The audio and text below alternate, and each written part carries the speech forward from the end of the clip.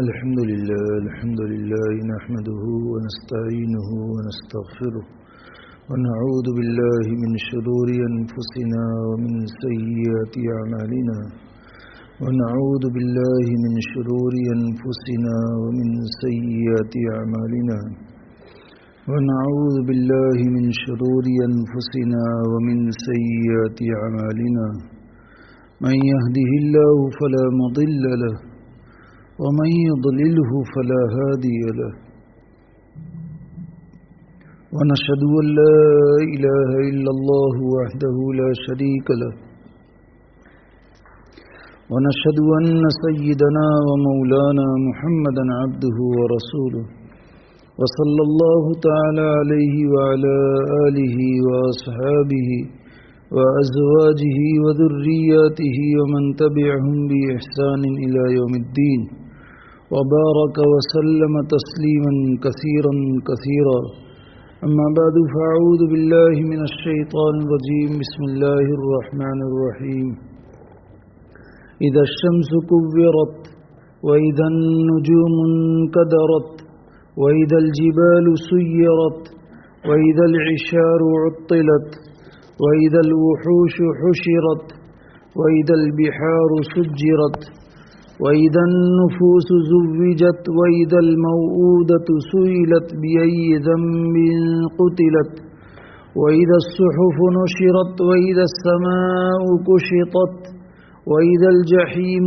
سعرت وإذا الجنة أزلفت علمت نفس ما أحضرت فلا أقسم بالخنس الجوار الكنس والليل إذا عسعس والصبح إذا تنفس إنه لقول رسول كريم ذي قوة عند ذي العرش مكين مطاع ثم أمين وما صاحبكم بمجنون ولقد رآه بالأفق المبين وما هو على الغيب بضنين وما هو بقول شيطان رجيم فأين تذهبون إن هو إلا ذكر للعالمين لمن شاء منكم أن يستقيم وما تشاءون إلا أن يشاء الله رب العالمين شروع اللہ کے نام سے جو سب پر مہربان ہیں بہت مہربان ہیں جب سورج لپیٹ دیا جائے گا اور جب ستارے ٹوٹ ٹوٹ کر گریں گے اور جب پہاڑوں کو چلایا جائے گا اور جب 10 مہینے کی گابن اٹھنیوں کو بھی بیکار چھوڑ دیا جائے گا اور جب وحشی جانور اکٹھے کر دیے جائیں گے اور جب سمندروں کو بھڑکایا جائے گا اور جب لوگوں کے جوڑے جوڑے بنا دیے جائیں گے اور جس بچی کو زندہ قبر میں گاڑ دیا گیا تھا اس سے پوچھا جائے گا کہ اسے کس جرم میں قتل کیا گیا اور جب اعمال نامے کھول دیے جائیں گے اور جب آسمان کا چھلکا اتار دیا جائے گا اور جب دوزخ بھڑکائی جائے گی اور جب جنت قریب کر دی جائے گی تو اس وقت ہر شخص کو اپنا سارا کیا دھرا معلوم ہو جائے گا۔ اب میں قسم کھاتا ہوں ان ستاروں کی جو پیچھے کی طرف چلنے لگتے ہیں، جو چلتے چلتے دبک جاتے ہیں، اور قسم کھاتا ہوں رات کی جب وہ رخصت ہو اور صبح کی جب وہ سانس لے کہ یہ قرآن یقینی طور پر ایک معزز فرشتے کا لایا ہوا کلام ہے جو قوت والا ہے، جس کا عرش والے کے پاس بڑا رتبہ ہے، وہاں اس کی بات مانی جاتی ہے، وہ امانت دار ہے۔ اور اے مکہ والو، تمہارے ساتھ رہنے والے صاحب یعنی حضرت محمد صلی اللہ علیہ وسلم کوئی دیوانے نہیں ہیں، اور یہ بالکل سچی بات ہے کہ انہوں نے اس فرشتے کو کھلے ہوئے افق پر دیکھا ہے اور وہ غیب کی باتوں کے بارے میں بخیل بھی نہیں ہیں، اور نہ یہ قرآن کسی مردود شیطان کی بنائی ہوئی کوئی بات ہے، پھر بھی تم لوگ کدھر چلے جا رہے ہو؟ یہ تو دنیا جہاں کے لوگوں کے لیے ایک نصیحت ہے، تم میں سے ہر اس شخص کے لیے جو سیدھا سیدھا رہنا چاہے، اور تم چاہو گے نہیں الا یہ کہ خود اللہ چاہے جو سارے جہانوں کا پروردگار ہے۔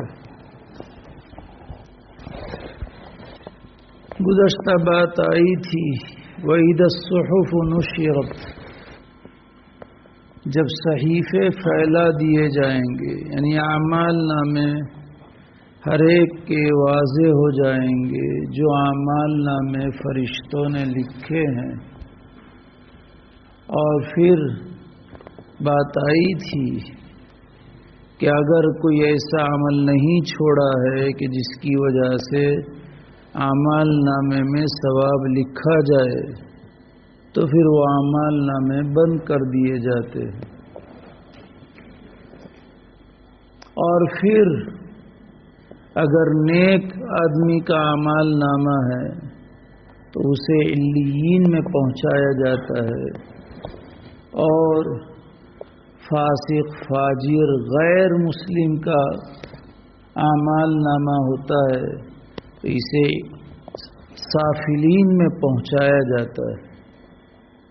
لیکن جب قیامت واقع ہوگی اور اللہ تبارک تعالیٰ کو سب کے کیے ہوئے کاموں کا بدلہ دینا ہوگا، اس وقت یہ حال ہوگا کہ سارے لوگوں کے اعمال نامے بالکل واضح کر دیے جائیں گے، اور ہر ایک اس عمل نامے کو پڑھ پائے گا، دیکھ پائے گا، اور اللہ تعالیٰ کی طرف سے حکم بھی ہوگا اقرأ کتابک کفی بنفسک اليوم علیک حسیبا، پڑھ کر کے تم خود اپنا حساب کر لو، کسی اور کے حساب کرنے کی ضرورت بھی نہیں پڑے گی۔ انسان اسے دیکھے گا، نیک آدمی ہے خوش ہوگا، اور ایسا خوش ہوگا کہ اس نیک آدمی کا نامہ اعمال اس کے داہنے ہاتھ میں دیا جائے گا تو لوگوں کو دکھاتا ہوا پھرے گا کہ یہ میں کامیاب ہو گیا۔ اپنے گھر والوں سے خوشی خوشی ملاقات کرے گا۔ اور اگر دوسری شکل ہے، پشت کی اور سینے کی ہڈیوں کو توڑ کر کے الٹا ہاتھ، بایاں ہاتھ پیچھے نکالا جائے گا، اور پھر اس ہاتھ میں نامہ اعمال رکھا جائے گا۔ وہ پچھتائے گا، لیکن اب پچھتانا کچھ کام نہیں دے گا۔ اسے حسرت ہوگی، اسے افسوس ہوگا، ندامت ہوگی، لیکن اب کچھ بھی نہیں ہوگا۔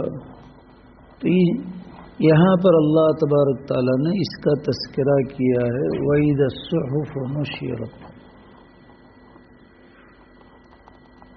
مرثد رضی اللہ تعالیٰ عنہ، مرثد ابن عطیہ رضی اللہ تعالیٰ عنہ کہتے ہیں وَإِذَا الصُّحُفُ نُشِرَتْ کی تفسیر میں کہ عرش کے نیچے سے پرچیاں نکلے گی، اور وہ پرچیاں اڑتی ہوئی میدان محشر میں آئے گی، اور جن کے داہنے ہاتھ میں پرچی آئے گی خود بخود اس میں لکھا ہوا ہوگا فی جنت عالیہ، کہ بلند جنتوں میں تمہیں جانا ہے، جہاں پھل بڑے قریب ہوں گے، اور تم نے دنیا میں صبر کیا، مشقت اٹھائی، برداشت کیا، خواہشات کو روکا، اس کے نتیجے میں اب تم مزے سے کھاؤ پیو، کوئی روک ٹوک نہیں ہوگی۔ اور وہ پرچی خود بخود جس کے بائیں ہاتھ میں آئے گی تو اس میں لکھا ہوا ہوگا فی سموم و حمیم، کہ گرم ہوا ہوگی، لو والی جگہ میں جانا ہے۔ جو لو لگے گی تو انسان کے بدن کی چمڑی بھی جلا کر کے رکھ دے گی۔ یہاں کی لو ہم کو برداشت نہیں ہوتی ہے۔ ہم اس لو سے بچنے کے لیے اولاً اپنے آپ کو لو والے وقت میں نکالنے سے، باہر نکالنے سے احتیاط کرتے ہیں، اور اگر مجبوری میں نکلنا پڑتا ہے تو میں اور آپ سب جانتے ہیں کہ انسان اپنے چہرے کو ڈھانپ لیتا ہے مکمل، اپنے ہاتھ میں فنگرز پہن لیتا ہے، سر کو ڈھانپ لیتا ہے کہ کہیں گرم ہوا کا نقصان جسم کو نہ ہو۔ اور پھر بھی لو لگتی ہے تو جہنم کی گرم ہوا فی سموم و حمیم، گرم کھولتا ہوا ابلتا ہوا پانی ہوگا جہاں سایہ نام کی کوئی چیز نہیں ہوگی، اور ہمیشہ ہمیشہ اس میں رہنا ہوگا۔ یہ لکھا ہوا ہوگا، یہ تفسیر کی ہے مرثد ابن عطیہ رضی اللہ تعالی عنہ۔ اللہ تعالی بہتر جانتے ہیں، لیکن یہ فیصلہ اعمال نامے کی بنیاد پر ہوگا۔ جو انسان نے اس دنیا میں اعمال کیے ہوں گے، اچھا عمل رجسٹر میں پورا پورا لکھا ہوا ہوگا، برا عمل پورا پورا لکھا ہوا ہوگا، اور اللہ تعالی میزان عدل کو رکھیں گے، انصاف کی میزان، کہ جس میں کبھی کوئی کھوٹا نہ ہو۔ یہاں کی ترازو میں تو کچھ بھی ہو سکتا ہے۔ اگر سادی ترازو ہے تو ڈنڈی مارنے میں ایک قوم مشہور ہے کہ ان کے پاس سے آپ خریدو اور سادی ترازو سے تولے تو کبھی پورا نہ ملے، مشہور ہے قوم۔ اور ایسی طرح ڈنڈی مارے کہ سامنے والا کتنا بھی دیکھے اس کی ترازو کے سامنے، لیکن وہ ڈنڈی مار کر کے رہے گا۔ دوسری قسم کی ترازو ہے، مشین بگڑ سکتا ہے، کچھ بھی ہو سکتا ہے اس میں، لیکن اللہ تبارک تعالیٰ کی میزان عدل، وَنَضَعُ الْمَوَازِينَ الْقِسْطَ لِيَوْمِ الْقِيَامَةِ فَلَا تُظْلَمُ نَفْسٌ، کہ ہم انصاف کی ترازو رکھیں گے۔ ایک پلڑا ہوگا جس میں نیکیوں کو اور نیکیوں والا رجسٹر رکھا جائے گا، دوسرا پلڑا ہوگا جس میں برائیوں کے رجسٹر اور اعمال نامے رکھے جائیں گے، اور پھر اس کے بعد جو کچھ ہونا ہے ہمارے سامنے۔ فَأَمَّا مَنْ ثَقُلَتْ مَوَازِينُهُ، نیکیوں کا پلڑا تھوڑا بھی جھک گیا کامیاب، اور برائی کا پلڑا تھوڑا بھی جھک گیا، ایک برائی کی وجہ سے جھکا ہے، تو بھی اس کے لیے فیصلہ ہوگا فَأُمُّهُ هَاوِيَةٌ وَمَا أَدْرَاكَ مَا هِيَ نَارٌ حَامِيَةٌ، گرم کھولتی ہوئی، انتہائی تیز گرم، اور اتنی گرم کہ اس کے اوپر گرمی کا ٹیمپریچر نہیں ہوگا، اتنی گرم کہ اس کے اوپر کوئی گرمی کا ٹیمپریچر نہیں ہوگا۔ کتنی ہوگی وہ اللہ ہی بہتر جانتے ہیں. تو اس میں جانا پڑے گا. وَإِذَا الصُّحُفُ نُشِرَتْ وَإِذَا السَّمَاءُ كُشِطَتْ. جب آسمان کی کھال اتار دی جائے گی. ہم جانور کو ذبح کرتے ہیں اور جانور کو ذبح کرنے کے بعد اس کی کھال اتارتے ہیں تو اندر کا سب کچھ ظاہر ہو جاتا ہے. جب تک جسم پر کھال ہے اندر کیا ہے دکھائی دیتا ہے. کہاں آنت ہے, کہاں بڑی آنت ہے, کہاں اوج ہے, کہاں لیور ہے, کہاں کڈنی ہے. ہاں اندازے سے ہم چونکہ ہم نے پکچر دیکھا ہے, ہم نے پڑھا ہے کہ یہاں کڈنی ہوتی ہے, یہاں لیور ہوتا ہے, یہاں ہارٹ ہوتا ہے, یہاں پھیپھڑے ہوتے ہیں. اس وجہ سے ہم اگر وہاں کوئی ڈاکٹر ہو نے اس کو کہے تو وہاں ہاتھ رکھ کر کے چیک کرے گا, لیکن دکھائی تو نہیں دیتا, ظاہر تو نہیں ہے. لیکن اگر کھال اتار دی جائے تو سب ظاہر ہو جاتا ہے. تو آسمان کی کھال اتار دی جائے گی کا مطلب آسمان کے اوپر کی چیزیں جو انسان ابھی نہیں دیکھ سکتا. ہم دیکھ سکتے ہیں کہ آسمان کے اوپر کیا ہے, صرف ستارے نظر آتے ہیں, وہ بھی سمائے دنیا پر ہے. اور اللہ تعالیٰ نے اس کو بنایا ہی اسی لیے ہے کہ ہم اسے دیکھ کر کے اپنی زندگی کے کام کاج نکالیں. تو اس لیے بنایا ہے, اس لیے وہ دکھتا ہے. باقی اس کے علاوہ آسمان دنیا کے اوپر کیا ہے نہیں دکھتا. دوسرے آسمان پر کیا ہے, تیسرے پر, ساتوں کے اوپر, اور پھر ساتوں کے اوپر کیا ہے ہمیں کچھ بھی نہیں دکھتا.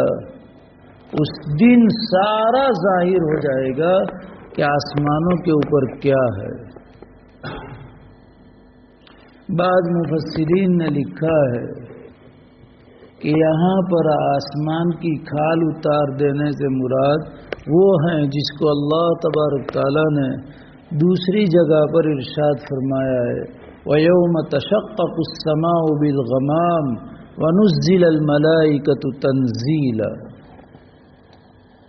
کہ جس دن آسمان غمام کی وجہ سے پھٹ جائیں گے. یوم تشقق السماء بالغمام, جس دن آسمان پھٹ جائیں گے غمام کی وجہ سے. غمام کیا ہے؟ لکھا ہے مفسرین نے اس آیت کی تفسیر میں کہ ساتوں آسمانوں کے اوپر سفید بادل کی طرح کوئی چیز ہے, اور ساتوں آسمانوں کی جتنی تھکنیس ہے اتنی اس اکیلے کی ہے. ساتوں آسمان کا جتنا وزن ہے اتنا اس اکیلے کا وزن ہے جس کو غمام کہتے ہیں. تو غمام کا بوجھ ساتویں آسمان پر پہلے گرے گا, تو اس کی وجہ سے آسمان, ظاہر بات ہے کہ اتنا زیادہ وزنی چیز, کوئی ہلکی چیز ہو اس کے اوپر وزنی چیز گرے تو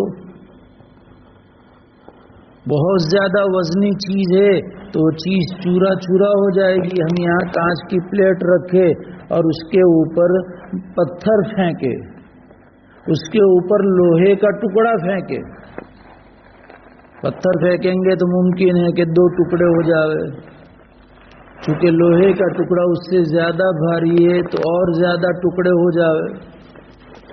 تو اسی طرح ساتوں آسمانوں کا جتنا وزن ہے اس اکیلے کا ہے, تو ساتویں آسمان پر گرے گا تو آسمان چورا چورا ہو جائے گا.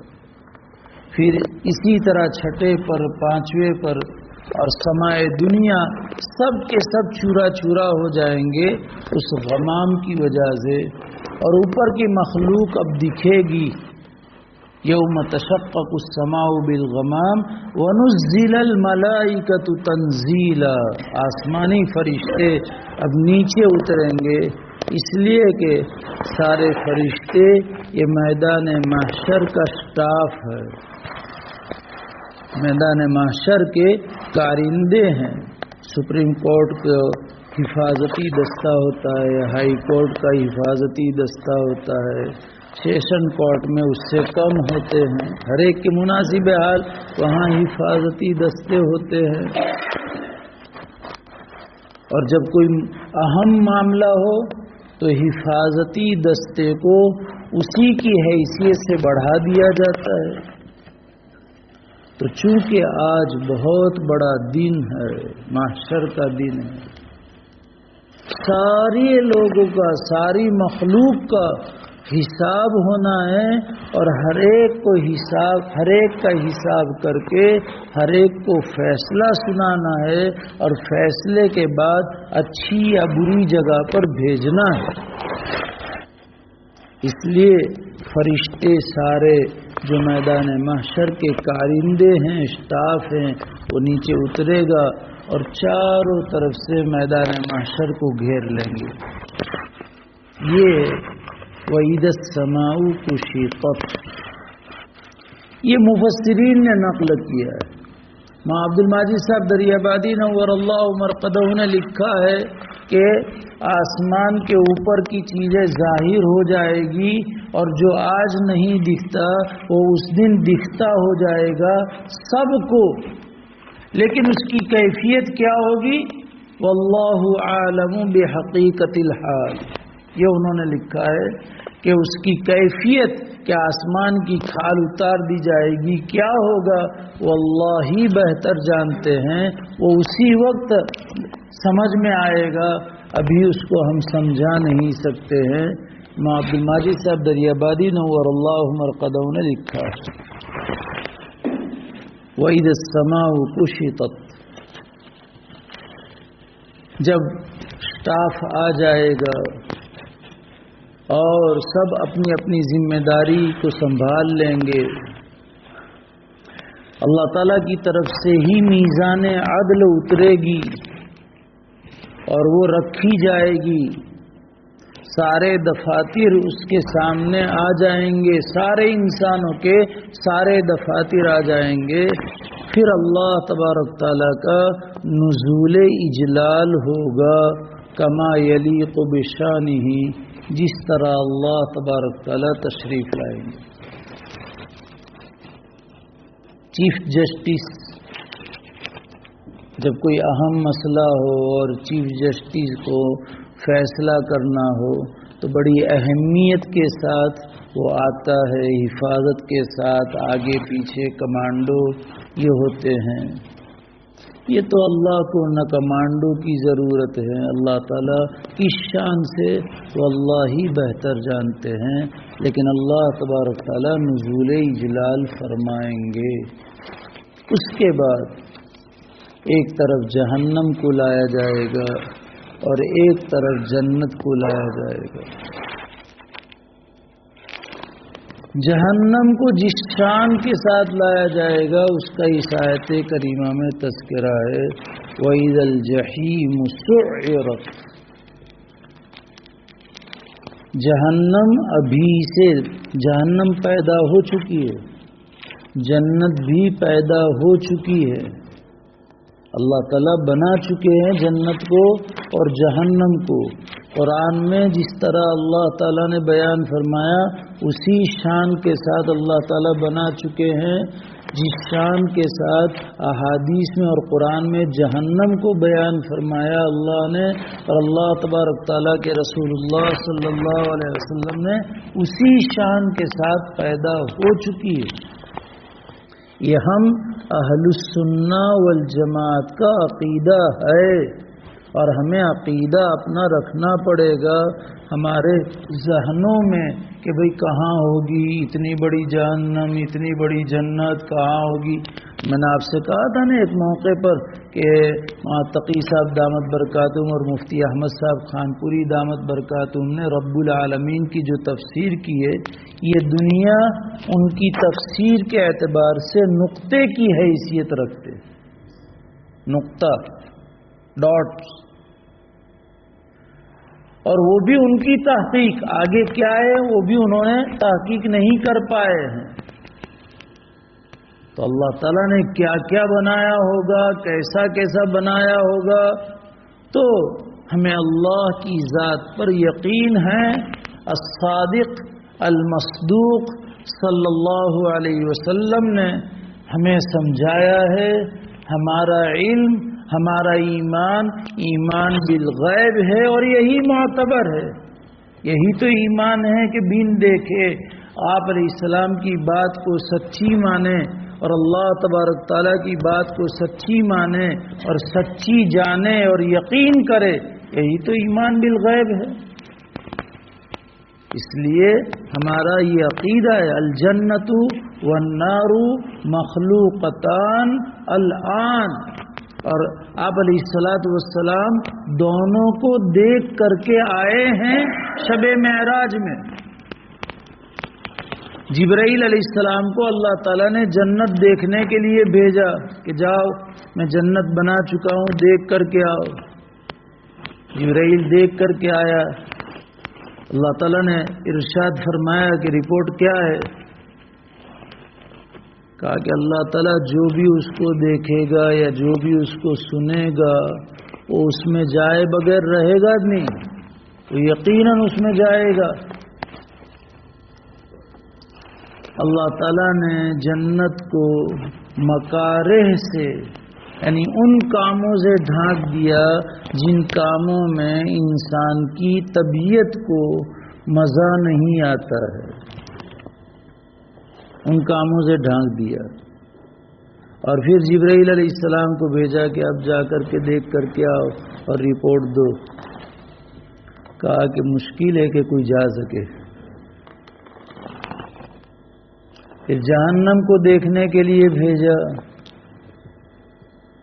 پھر رپورٹ مانگی، دیکھ کر کے آئے۔ اللہ تعالیٰ جو بھی سنے گا اس کو وہ اس میں کبھی بھی نہیں جائے گا، یہ حال ہے۔ اللہ تعالیٰ نے جہنم کو شہوتوں سے ڈھانپ دیا، اور پھر جبرائیل کو کھانے کی شہوت، پینے کی شہوت، آنکھوں کی شہوت، شرمگاہ کی شہوت، مارنے کی بھی شہوت ہوتی ہے، کوئی جاتا انہیں اس کو دے ٹھوک دیا۔ ہاں، لوگوں کو ایسے بھی ہوتے ہیں بلا وجہ کے، بس ان کی طبیعت یہ ہے۔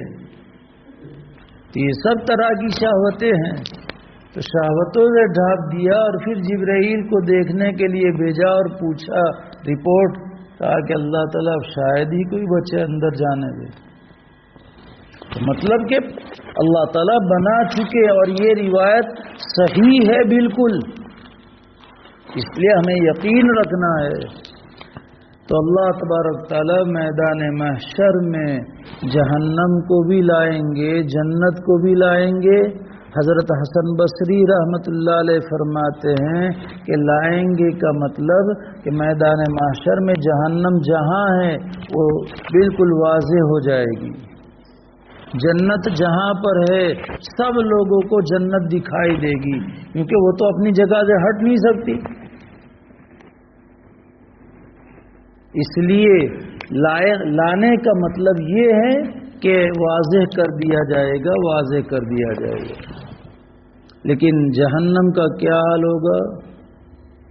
ابھی سے اس کے اندر تیز گرمی ہے، تیز شعلے ہیں۔ حضرت ابو ہریرہ رضی اللہ تعالیٰ عنہ کی روایت صحیح ہے، ان میں نبی اکرم صلی اللہ علیہ وسلم نے ارشاد فرمایا 1000 سال تک جہنم کو سلگایا گیا، وہ لال ہو گئی، پھر 1000 سال تک جہنم کو سلگایا گیا، دہکایا گیا، برابر اس کے اندر ایندھن ڈال کر کے، سوختے ڈال کر کے، تو بالکل لال ہو گئی۔ پھر اس کے بعد 1000 سال تک ایندھن ڈال کر کے اس کو سلگایا گیا، بھڑکایا گیا، جلایا گیا، وہ انتہائی کالی ہو گئی اور ابھی بھی انتہائی کالی ہے اور تاریک ہے۔ اور جہنم میں جب میدان محشر میں اس کو واضح کیا جائے گا، چونکہ اللہ تبارک تعالیٰ غضبناک ہوں گے، ہم سابق میں بھی پڑھ چکے ہیں، سن چکے ہیں کہ اس دن لم یغضب قبلہ مثلہ ولا بعدہ مثلہ، اس سے پہلے اللہ تبارک تعالیٰ کبھی بھی ایسے غضبناک نہیں ہوں گے، اور اس کے بعد بھی کبھی اللہ تعالیٰ ایسے غضبناک نہیں ہوں گے جتنے اس دن ہوں گے۔ تو اللہ، اور چونکہ جہنم اللہ کے غضب کے ظاہر ہونے کی جگہ ہے، تو اللہ کا غضب جتنا جوش میں ہوگا، جہنم اتنی جوش میں ہوگا۔ اور چونکہ اب اس دن فیصلہ ہونا ہے، تو انسانوں کے گناہوں کی وجہ سے جہنم میں اور تیزی آ جائے گی۔ اسی لیے باری تعالیٰ نے فرمایا وَإِذَا الْجَحِيمُ سُعِّرَتْ، اور بھڑکایا جائے گا۔ تو جہنم خطایا بنی آدم یعنی انسانوں کے گناہوں کی وجہ سے اور باری تعالیٰ کے غضب کی وجہ سے اب اس کے اندر اتنا بڑا جوش ہوگا، دریا کی جیسے موج آتی ہے اور لپٹیں ہوتی ہے اور سونامی ہوتا ہے، تو کتنی اونچی اونچی اس کی موجیں اچھلتی ہے کہ بڑی بڑی عمارتوں کو بھی اپنے لپیٹ میں لے کر کے اس کو گرا دیتی ہے، اتنی طاقتور ہوتی ہے اور اتنی اونچی ہوتی ہے۔ کل جہنم کی آگ اس طریقے سے لپٹیں مارتی ہوگی، اس کی چنگاریاں بڑے بڑے محل کی طرح ہوں گے۔ ہماری بیڑی پیتے تو اس کی چنگاری ہم دیکھتے ہیں، لائٹر کی چنگاری، گیس کو سلگانے، جب شادیوں کا کھانا ہوتا ہے اور لکڑوں پر پکتا ہے تو اس کی چنگاری ہم دیکھتے ہیں، ویلڈنگ والے ویلڈنگ کرتے ہیں تو چنگاری دیکھتے ہیں۔ اس چنگاری سے بچنے کے لیے کہ کپڑوں پر میرے تو سوراخ ہو جائے گا، جل جائے گا، آدمی بچاتا ہے، معمولی چنگاری ہوتی ہے۔ بڑے بڑے محل کی طرح اس کی چنگاریاں ہوگی اور انگارے ہوں گے۔ کیا حال ہوگا اس دن؟ اور وہ فرشتوں نے جہنم کی قابو میں رکھنے کے لیے فرشتوں نے پکڑ رکھا ہوگا، 70,000 لگامیں ہوگی۔ اونٹ کو قابو میں کرنے کے لیے، گھوڑے کو قابو میں کرنے کے لیے ایک لگام، ہاتھی کو اس کے اوپر مہاوت ہوتا ہے تو ہتھیار ہوتا ہے اور لوہا ہوتا ہے، اس سے وہ قابو میں لیتا ہے۔ جہنم کے جوش کو قابو میں رکھنے کے لیے اس کی لگام ہوگی، 70,000 لگام ہوگی جو فرشتوں نے پکڑی ہوگی، اور ہر لگام کو 70,000 فرشتوں نے پکڑا ہوگا۔ ایک لگام کو 70,000 فرشتوں نے، کتنی طاقت ہوگی اور کتنا جوش مارے گی کہ وہ گنہگار انسانوں کو اپنے اندر لینے کے لیے جوش مارے گی کہ کب مجھے حکم ہو اور میں نکلوں اور میں ان سب کو اپنی لپیٹ میں لے لوں۔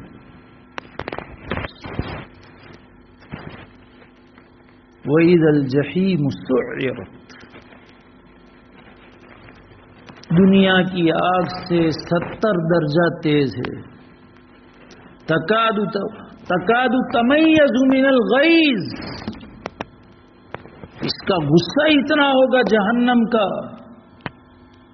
اور واقعتاً ہوگا غصہ بعض مفسرین نے کہا کہ جیسے انسان کو غصہ آتا ہے تو اس کی طبیعت میں تیزی آ جاتی ہے، جہنم کو بھی انسانوں کے گناہوں کی وجہ سے غصہ آئے گا، اور اتنا غصہ ہوگا کہ کب موقع ملے اور میں ان کو اپنی لپیٹ میں لے لوں اور ان کو جلا کر کے ختم کر دوں، لیکن ختم ہونے والے نہیں۔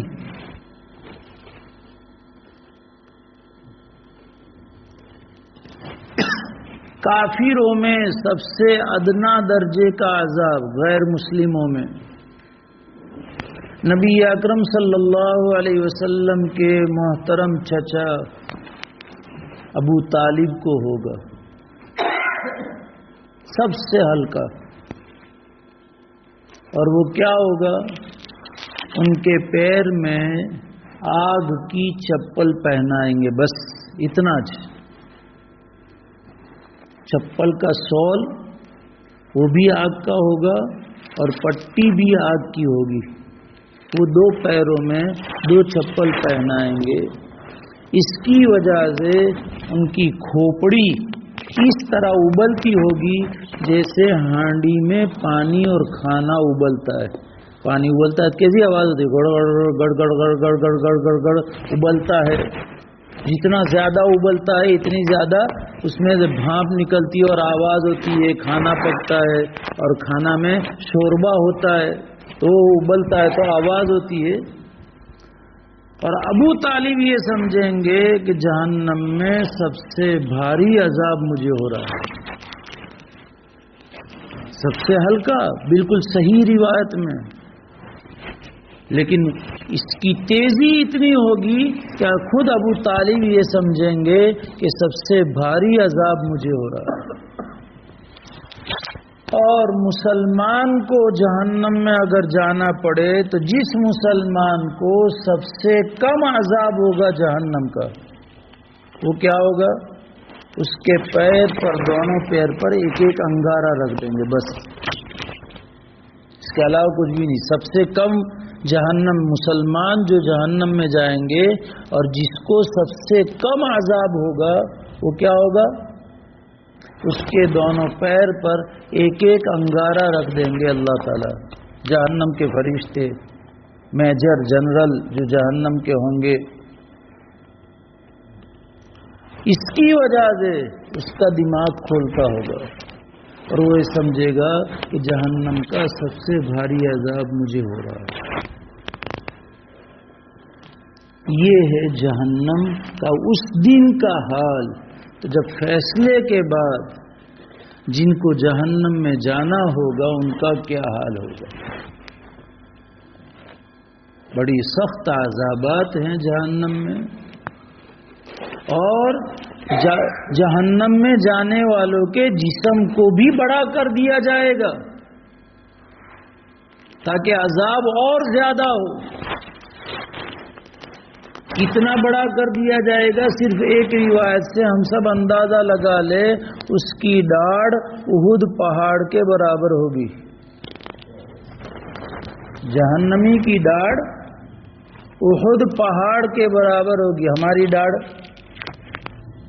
اندر پوری نکال لے، کبھی کھینچ کر کے نکالنی پڑتی ہے تو اتنی ہوتی ہے، 2 انچ شاید زیادہ اندر کا ملا کر کے 2 انچ، اس سے زیادہ نہیں۔ وہاں احد پہاڑ کے برابر صرف اس کی داڑھ ہوگی جہنمی کی۔ جسم کتنا بڑا ہوگا، جتنا بڑا جسم ہوگا اتنی بڑی سزا اس کو ہوگی۔ وَإِذَا الْجَحِيمُ سُعِّرَتْ، بھڑکائی جائے گی، جوش مارے گی۔ وَبُرِّزَتِ الْجَحِيمُ لِلْغَاوِينَ، جہنم کھل کر کے آ جائے گی، دکھائی دے گی گمراہ لوگوں کے لیے۔ اور وَإِذَا الْجَنَّةُ أُزْلِفَتْ، جنت کو قریب کر دیا جائے گا۔ وہی جنت ظاہر ہوگی، اور قریب کرنے کا مطلب کہ جن کو جنت میں جانا ہے ان کو جنت میں جانے کے لیے کوئی مشقت نہیں ہوگی، کوئی تکلیف نہیں ہوگی، ایسے چلے جائیں گے کہ گویا کہ یہاں قریب ہے، ایک پیر باہر ہے اور ایک پیر جنت میں ہے۔ اس طریقے سے جنت میں ان کو جانا نصیب ہوگا۔ اس کو باری تعالیٰ نے قریب کرنے سے واضح فرمایا ہے، کوئی تکلیف نہیں ہوگی۔ دوسری جگہ پر اللہ تبارک تعالیٰ نے اسے بیان کیا ہے، وَأُزْلِفَتِ الْجَنَّةُ لِلْمُتَّقِينَ غَيْرَ بَعِيدٍ، جنت قریب کر دی جائے گی، دور نہیں ہوگی۔ کن لوگوں کے لیے؟ جن کی زندگیوں میں تقوی ہے، للمتقین، جنہوں نے دنیا میں اپنی زندگیاں تقوی کے ساتھ گزاری ہے، اللہ تعالیٰ سے ڈر ڈر کے گزاری ہے، نیڈر ہو کر کے نہیں گزاری ہے، گناہوں سے اپنے آپ کو بچایا ہے، ان لوگوں کے لیے جنت قریب کر دی جائے گی۔ اس کے بعد کیا ہوگا؟ وہ ہے اصل، علمت نفس ما احضرت، یہ بنیاد ہے۔ ان سب واقعات اللہ تعالیٰ نے 12 یا 11 واقعات بیان کیے، جس کو ہم اتنی مجلسوں میں سنتے ہوئے آئے۔ اس کے بعد اصل مدعا اب ہے، علمت نفس ما احضرت، ہر ایک کے سامنے اس کا کیا دھرا، جو کچھ دنیا میں کیا ہے، چاہے لوگوں سے چھپ کر تنہائیوں میں، یا کہ لوگوں کے سامنے، کسی بھی حال میں، کہیں بھی، جو کچھ چھوٹا یا بڑا، زیادہ یا تھوڑا کیا ہوگا، علمت نفس ما احضرت، ہر ایک یقینی طور پر جان لے گا، اور ایسا یقینی طور پر جان لے گا کہ اب اس میں اس کو کوئی چوں چرا کرنے کی، واندھا اٹھانے کی، کراس کرنے کی کوئی گنجائش نہیں ہوگی۔ شروع میں ہوگا کراس،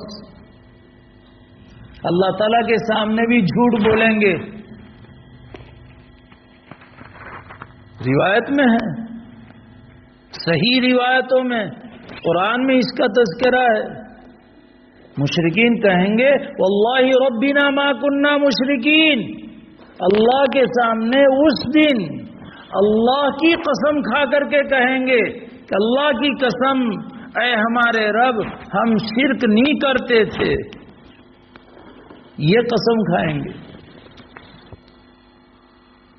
روایتوں میں ہے نوح علیہ السلام کو بلایا جائے گا، تمام انبیاء سے بھی پوچھو گی، سوال ہوگا۔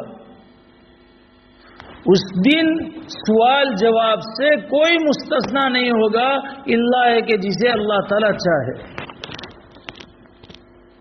حساب کتاب شروع ہونے سے پہلے اعلان ہوگا، کہاں ہیں وہ لوگ جن کے پہلو اور جن کے جسم بستروں سے الگ رہتے تھے؟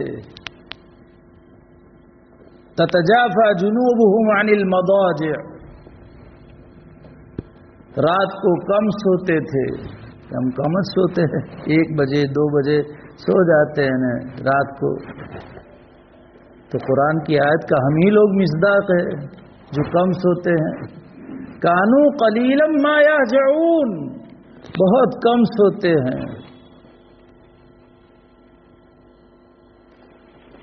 اللہ تعالیٰ کی طرف سے فرشتے کے اس اعلان کے بعد کچھ لوگ اٹھیں گے، خود آپ علیہ السلام نے فرمایا وَهُمْ قَلِيلُونَ، جو راتوں کو اٹھ کر کے تہجد پڑھتے،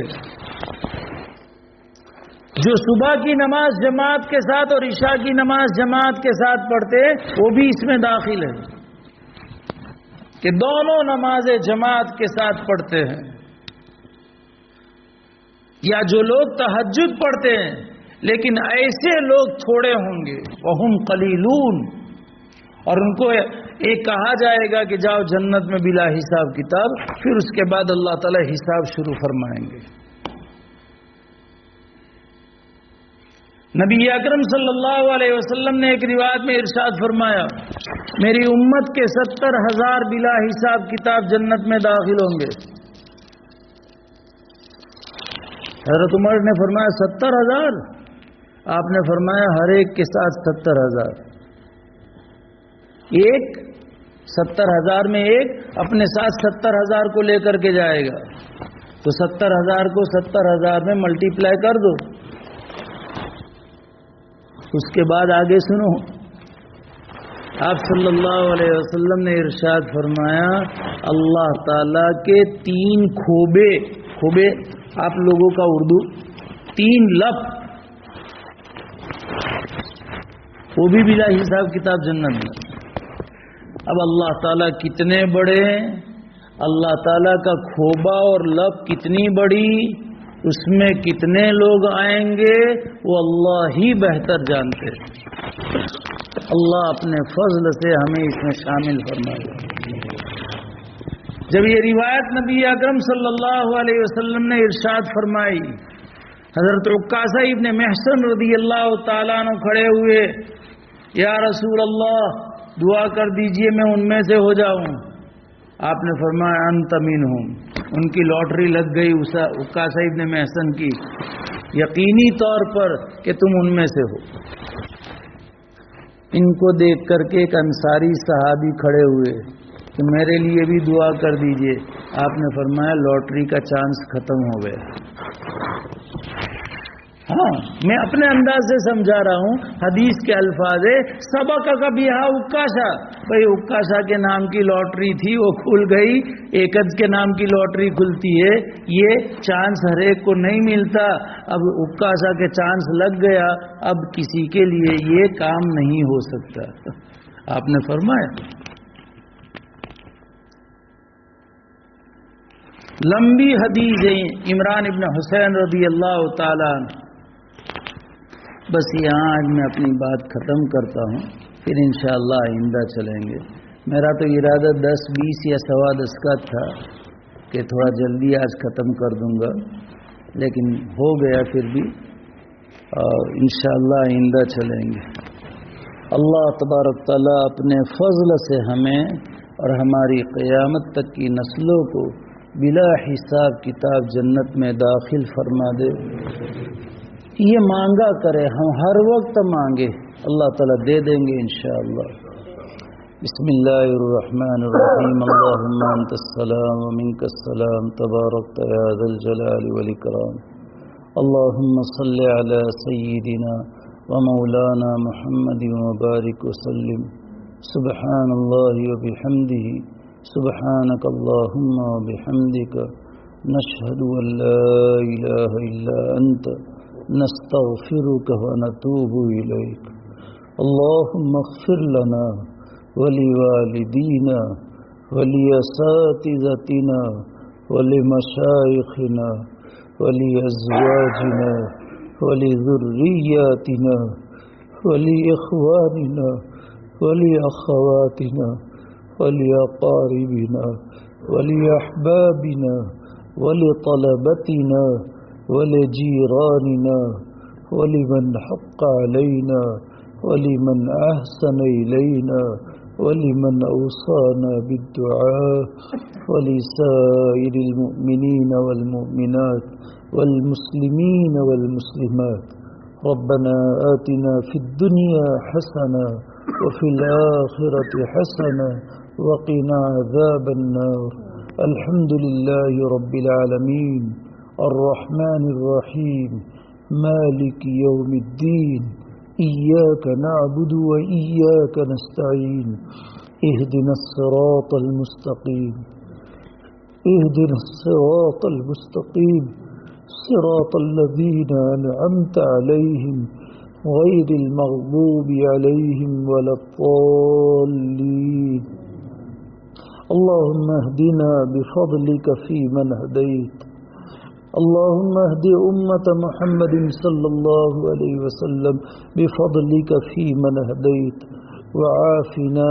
فيمن عافيت، وعاف أمة محمد صلى الله عليه وسلم فيمن عافيت، وتولنا فيمن توليت، وتول أمة محمد صلى الله عليه وسلم فيمن توليت، وبارك لنا فيما أعطيت، وبارك لأمة محمد صلى الله عليه وسلم فيما أعطيت وقنا شر ما قضيت وقي أمة محمد صلى الله عليه وسلم شر ما قضيت فإنك تقضي ولا يقضى عليك إنه لا يذل من واليت ولا يعز من عاديت تباركت ربنا وتعاليت نستغفرك ونتوب إليك نستغفرك ونتوب إليك